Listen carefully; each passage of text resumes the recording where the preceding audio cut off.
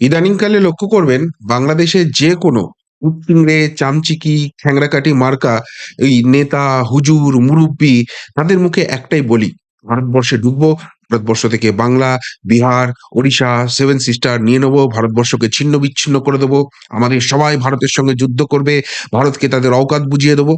বিভিন্ন বলচাল। মানে দুদিন আগেও এদের কেউ চিনত না। এই উচ্চিংড়ের মতো লাফিয়ে, লাফিয়ে এইসব কথাবার্তা বলে আর তাতে তাদেরকে ভীষণভাবে ট্রোল হতে হয়। এখন যেকোনো রকমের পাবলিসিটি ইস পাবলিসিটি, নেগেটিভ পাবলিসিটিও পাবলিসিটি। সেইজন্য এই কথা মন প্রাণ দিয়ে বলে যায়। হ্যাঁ, যেটুকুনি আন্তর্জাতিক গোয়েন্দা সমীক্ষা থেকে উঠে আসছে সেখানে এই বাংলাদেশ এখন পাকিস্তানের জন্য ভিসার পদ্ধতি অনেক ইজি করে দিয়েছে। ফলে পাক জঙ্গিরা সেখানে বাংলাদেশে প্রবেশ করতে পারে এবং ভারতবর্ষে স্লিপার সেল ঢুকিয়ে সেখানে জঙ্গি, ছোট, ছোট চোরাগোপ্তা আক্রমণ এইসব করতে পারে। সেগুলোকে আটকাবার জন্য আমাদের ইন্টেলিজেন্স এজেন্সি রয়েছে, এনআইএ রয়েছে। পশ্চিমবঙ্গে তো বটেই, ভারতবর্ষের বিভিন্ন জায়গায় ছাপা পড়ছে এবং এইসব মার্কা মারা যারা বাংলাদেশী লুকিয়ে রয়েছে তাদেরকে সব ছারপোকার মতো খুঁজে বার করা হচ্ছে। সেখানে খুব একটা চাপের কিছু নেই।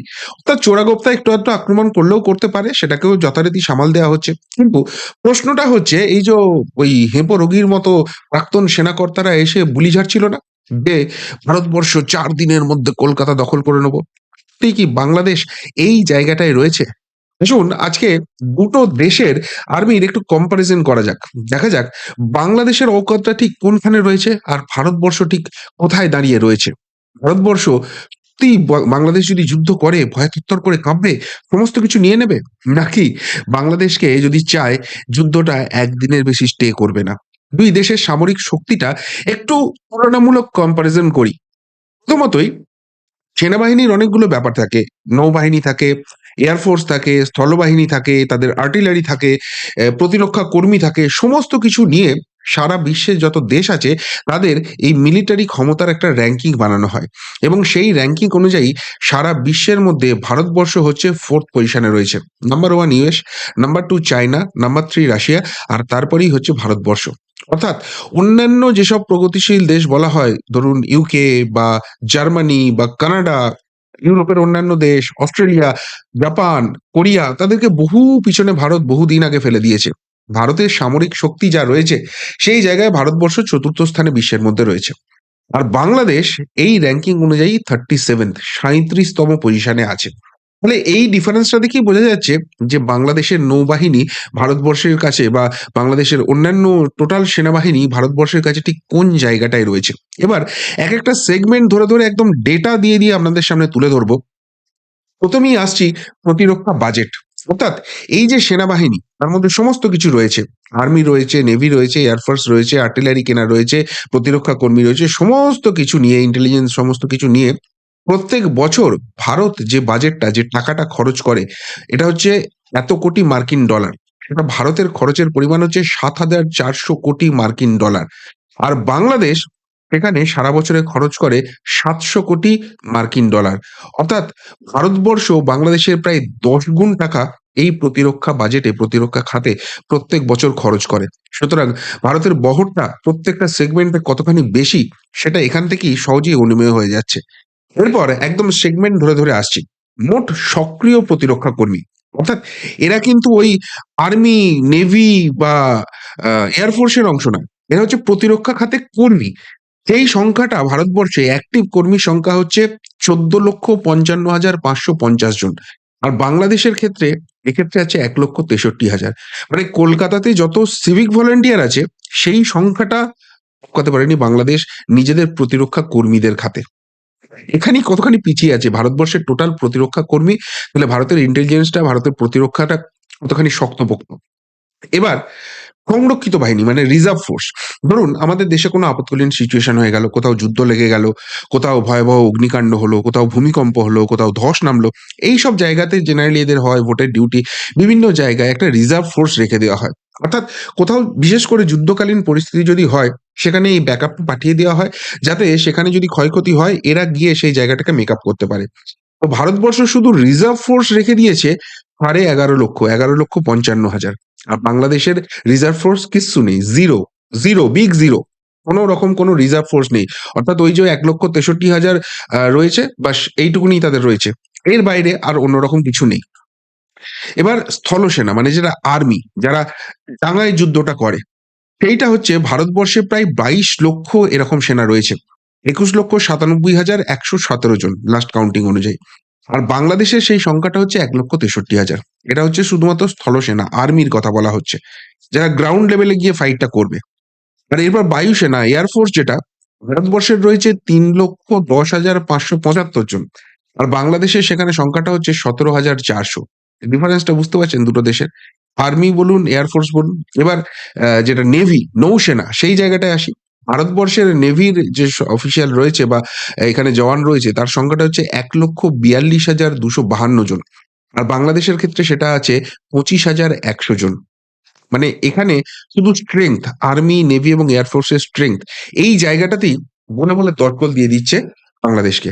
এবার আর্টিলারিটাই আসি, মানে একে অপরের কাছে কত অস্ত্র রয়েছে। আমি পরমাণু অস্ত্রটা বাদই দিয়ে দিচ্ছি, কেননা ভারতবর্ষের কাছে পরমাণু অস্ত্র রয়েছে এবং বাংলাদেশের কাছে সেটা নেই। যদিও পাকিস্তান বলেছে ভাই আমাদের পরমাণু অস্ত্র তোমাদের অস্ত্র।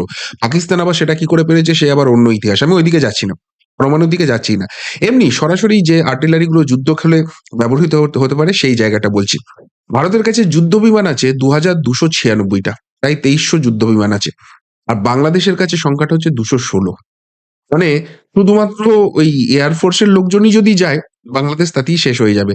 বাংলাদেশের আর্মি, নেভি, এয়ারফোর্স মিলে ভারতের শুধুমাত্র এই এয়ারফোর্সটাকে কমব্যাট করার মতো জায়গায় তারা নেই। এবার যুদ্ধ বিমান, এই যে ভারতবর্ষের যে যুদ্ধ বিমানের সংখ্যা বলছি 2,296টা আছে, এর মধ্যে একদম রেডি হয়ে আছে। মানে এই মুহূর্তে যুদ্ধ লাগলে এই মুহূর্তে গিয়ে তারা কাজে নেমে পড়তে পারবে। সেরকম সংখ্যাটা হচ্ছে 1,722টা। বাংলাদেশের যুদ্ধ বিমান তৈরি অবস্থায় আছে, মানে যুদ্ধ লাগলে 130টা।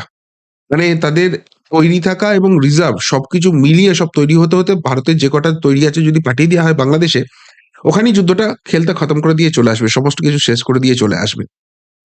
এরপর ফাইটার প্লেন, মানে এগুলো হচ্ছে বেসিক্যালি ওই যুদ্ধের সময় যেটা একদম সরাসরি ফ্রন্টে গিয়ে ফাইট করে, সেই রকম ভারতের আছে 606টা, বাংলাদেশের আছে 44টা। ডিফারেন্সটা বুঝুন শুধু দুটো দুটো দেশের। এবার হামলাকারী বিমান, মানে গিয়ে একদম সরাসরি অ্যাটাক করবে, যে কোনো জায়গায় যে কোনো ঘাঁটিতে গিয়ে যে অ্যাটাক করার বিমান আছে, সেটা ভারতের আছে 130টা। আর বাংলাদেশের বিশাল এত বড় একটা গোল্লা, একটাও কোনো হামলাকারী কোনো বিমান নেই। এবার হামলাকারী বিমান তৈরি আছে 98টা। ওই যে 130টা আছে তার মধ্যে 98 তৈরি আছে যে কোনো মুহূর্তে। ওই শুভেন্দু অধিকারী বলেছিলেন না, মাননীয় বিরোধী দলনেতা, যে হাসি মারাতে দুটো রাফারেল রেখে দেবো শুধু, ওইটা দুটো বাংলাদেশে গেলেই শেষ করে দেবে খেলা। তার মধ্যে 98টা রেডি হয়ে বসে আছে ভারতের। আচ্ছা, এবার পরিবহন বিমান, অর্থাৎ যুদ্ধ লাগলে সেনা বলুন, আর্টিলারি বলুন, তাদের খাবার বলুন, রিসোর্স বলুন, সবকিছু ক্যারি করতে হয়। সেই ক্যারিং যে রয়েছে, কার্গো যে বিমান রয়েছে, সেটা ভারতের রয়েছে 264টা, আর বাংলাদেশের মাত্র 16টা। আচ্ছা, এরপর প্রশিক্ষণে ব্যবহৃত, মানে ভারতের এই যে এয়ারফোর্সটা তৈরি হবে, তাদের তো ট্রেনিং লাগবে। সেই ট্রেনিং এর কাজেই ভারত ছেড়ে রেখেছে 351টা এরকম প্লেন। আর বাংলাদেশের মোট মোট যে বিমানের সংখ্যা সেটা হচ্ছে 216। মানে যারা ভারতবর্ষের ওই ট্রেনিং নেয় এয়ারফোর্সে, তারা গেলেই বাংলাদেশকে কুপঘাত করে দিয়ে চলে আসবে। বাংলাদেশ প্রশিক্ষণে 87টা বিমান ইউজ করে। এবার হেলিকপ্টার, হেলিকপ্টার ভারতের আছে 869টা, বাংলাদেশের আছে 73টা। মানে দুটো দেশের গ্যাপটা শুধু একবার দেখুন। আসমান জমিন, জমিনের নিচে কিছু থাকলে সেই জায়গায় বাংলাদেশ, আর আসমানে আছে ভারত। আমি এই দুটো দেশের কম্পারিজন করছি শুধু। অ্যাটাক ক্যাপ্টার, অর্থাৎ এই হেলিকপ্টারের মধ্যেও যারা অ্যাটাকটা করতে পারে, সেরকম ভারতের আছে 40টা, বাংলাদেশের একটাও নেই। ট্যাঙ্কের সংখ্যা, এবার এটা তো গেল এয়ারফোর্স, এবার আসছি স্থলবাহিনীর যে জায়গাটা রয়েছে।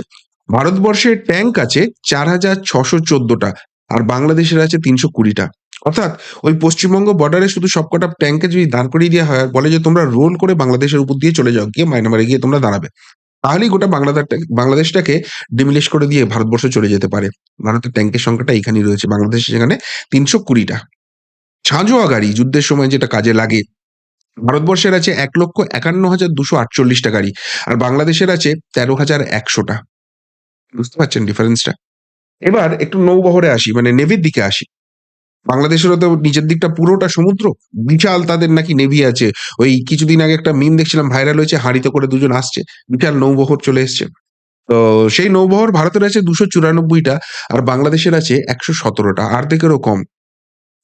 এর মধ্যে ভারতের বিমানবাহী জাহাজ, অর্থাৎ নেভির জাহাজ সেখান থেকেই এয়ারফোর্স করতে পারবে, ল্যান্ড করতে পারবে, এরকম আছে ২ টো।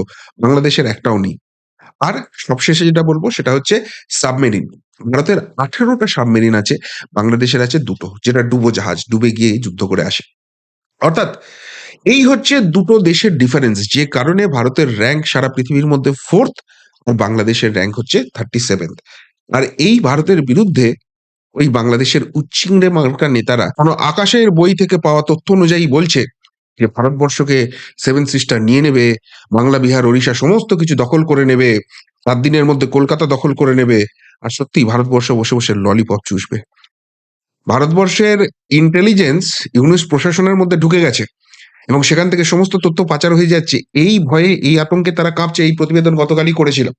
কিন্তু ওই ১ম এই যেটা বললাম যে চোরাগুপ্তা আক্রমণ করতে পারে এবং সেটা করার চেষ্টা করেও যাচ্ছে। স্লিপার সেলকে জাগাচ্ছে, বিভিন্ন জঙ্গি সংগঠন পাকিস্তানে তাদেরকে নিয়ে আসছে, সে ভারতবর্ষে এন্ট্রি করানোর চেষ্টা করছে।